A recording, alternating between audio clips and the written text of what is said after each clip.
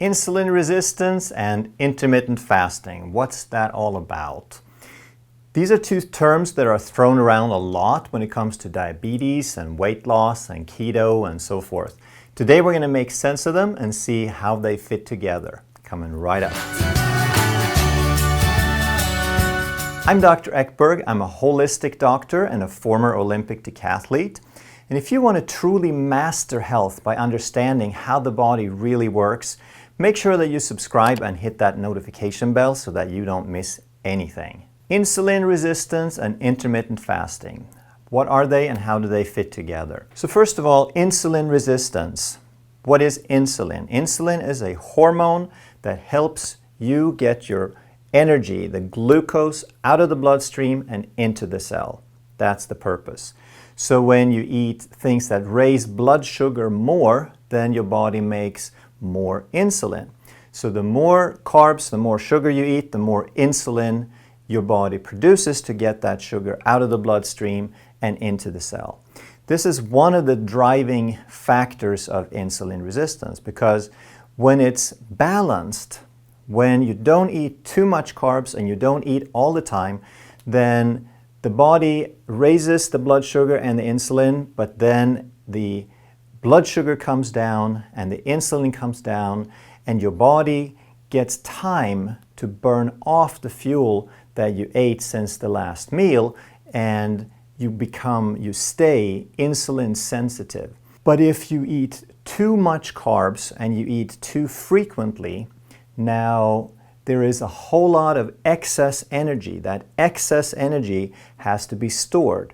So the insulin starts pushing this glucose into the cell until the cell is full, and then the cell starts converting the glucose into fat, and once it's full of fat, then the cell becomes insulin resistant. It says, I'm full, I can't take any more, whatever reasons you have to push that glucose on me, I don't want it anymore. And now we've developed insulin resistance. That's how insulin and insulin resistance works. So the things that drive insulin resistance the most are factors that raise blood sugar. So foods that are what we call high glycemic, those are primarily sugar and grains, and especially processed grains. But all grains really do it very, very significantly, because sugar is a single molecule. Grain and starch are chains of these single molecules. But it only takes the body a few minutes to take these chains of starch and carbohydrate and lop off those single sugars and turn that into blood sugar. That's why there's very little difference in blood glucose, blood sugar response between table sugar and bread. They're basically the same. So the first factor are things that increase blood sugar a lot.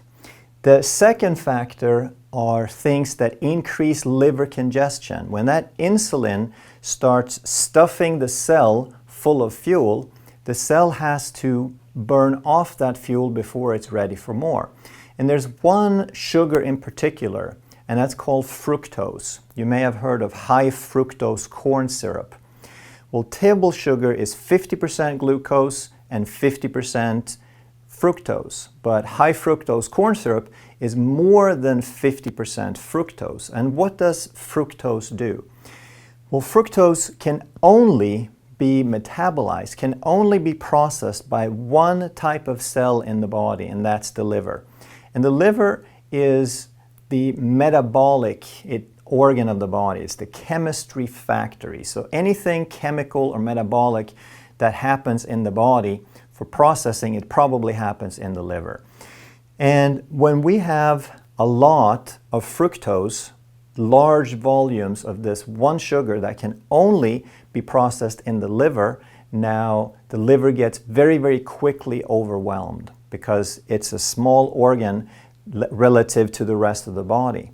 All the cells in the body can burn off glucose and fat, but only the liver can burn off the fructose. Blood glucose, liver congestion. And the third thing that really matters, that really drives insulin resistance, is how often we eat. So we'll look a little more closely on that in just a moment. So that's what insulin resistance is and what drives it. Now, what is intermittent fasting? Intermittent fasting is when you don't eat, simply put. So if we look at a typical pattern of eating, let's say that you're the average person, you eat like you were told. You wake up in the morning and you have a breakfast. You have your skim milk and your cereal and your orange juice and your toast and jam. And then you get off work and you have your mid-morning snack, coffee and a donut, or maybe a fruit or a granola bar if you're health-minded, and you think that's a good idea. Then you go out for lunch, then you have your afternoon snack, then you have dinner, and then you have a late evening snack. So 6 times a day, you eat things that increase blood sugar. So from 7 in the morning to 9 at night, you're eating at certain intervals. So the time that you're not eating is called fasting. So if you had your last meal at 9, then during the night from 9 until breakfast, now you're fasting. That's your intermittent fasting period. So with the times we described here, you have a 10-hour fasting window and a 14-hour feeding window. So there's only 10 hours that the body has the opportunity to not be stimulated by insulin, that it has a chance to burn through the stores and become less resistant to insulin. Okay? So another way of looking at that would be like this. We sleep during the night, then we wake up for breakfast. And so the same colors here, so the green would be the time that we're not eating, and the red would be the time that we're eating. And during our eating period, 6 times during the day, we eat something that triggers blood sugar, that triggers insulin. So this is a message to pack more things into the cell, to store more fuel for the future. But the future never comes where we need the fuel because we're always filling up more. We're eating 6 times a day. And then after all this storage, we only have 10 hours to try to lower insulin, to burn through those stores. This is a recipe for insulin resistance. When we're eating high glucose foods, and we're eating frequently. Intermittent fasting is when you extend the fasting window. So let's say that you just decide to skip the snacks. You eat a little bit healthier, a little more protein, a little more fat, a little bit less carbs, and you skip the snacks. Because now when you eat fat and protein, you stay full longer. And now you eat breakfast at 7, you skip the snack, you have lunch at noon, you skip the afternoon snack, you have dinner at 5, and you skip the evening snack. Now we have shortened your feeding period to 10 hours and increased your fasting to 14. When we look over here, there's a whole lot more green, a whole lot more fasting, a longer opportunity for your body to burn through the fuel and not need to release insulin in response to food. And there's a shorter feeding window, and there's only 3 times during that feeding window that we are telling the body to release insulin and to store more fuel for future use. And then what happens a lot, if you start teaching your body this pattern and you cut back on the carbohydrates, then you don't become hungry. And I have patients all the time that come in and said, I used to eat 6 times a day, but now that I eat this way, I'm not hungry anymore. Do I really have to eat breakfast? And the answer is no. Okay? It is one of the most widely spread myths that breakfast is the most important meal of the day. That's if you have taught your body that it needs blood sugar topped off every 3 hours, then you might depend on breakfast. But as your body gets into balance, then there is no need to eat breakfast unless you're really hungry. Then you eat breakfast and maybe skip another meal. So on this pattern now, we skip breakfast, we eat lunch at noon, and then we have dinner at 6, and that is all we eat in a day. So now we see the fasting, the feeding window is very short relative to the fasting window. And there's only 2 times during the day that we eat something that raise blood sugar, that tell the body to release insulin, to store some of that food, to remove the glucose from the bloodstream and store the excess.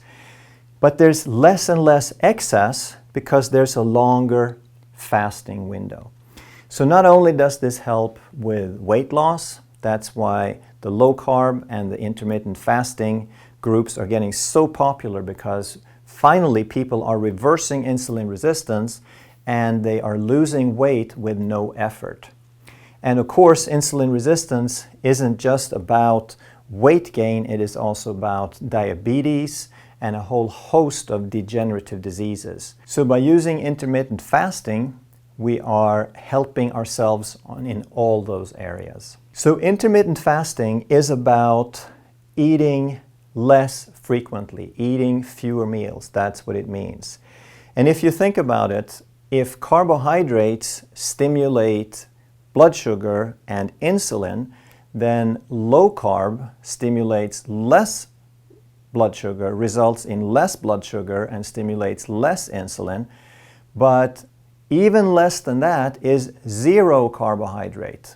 So during the time that you're fasting, you're eating zero carb. So that's the ultimate low carb diet, if you will. So what I would recommend if you do intermittent fasting, though, is to combine it with a keto or a low carb diet, because it's going to make it much, much easier on you. You'll stay fuller, you have less sugar cravings, you have less blood sugar spikes, and the more you can stabilize your blood sugar, the more time, the longer you can go between meals, and the more you will control your hunger. You'll be fuller, you won't have cravings. So insulin resistance and intermittent fasting go very much hand in hand. Insulin resistance can be reversed very powerfully by intermittent fasting. But it's not the only thing. So if you want to address this, if you want to approach this from as many directions as possible, if you want to give yourself more tools, then you want to look into things like low carb, intermittent fasting, exercise, and also stress reduction. If you enjoyed this video, you're going to love all the other videos that we have done on all these topics. We have plenty of instruction and education on all things relating to this. So how common is insulin resistance? Well, insulin resistance is the primary factor involved in weight gain. And since 87.5% of the population in the US are now officially overweight, that will give you an idea of how prevalent this is. If you're like most people, then you probably have a lot of people you know that are insulin resistant and that have diabetes and that might be overweight. This is rampant, and these are the mechanisms that will help you understand how to reverse it. Thanks for watching.